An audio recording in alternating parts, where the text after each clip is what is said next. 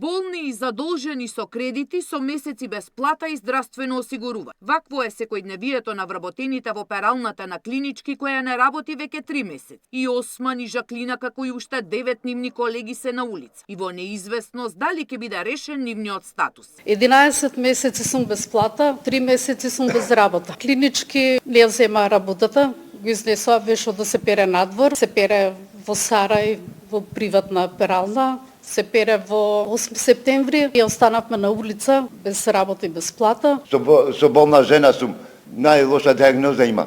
Не можам на лекар да ја носим. Сите сме без здравство.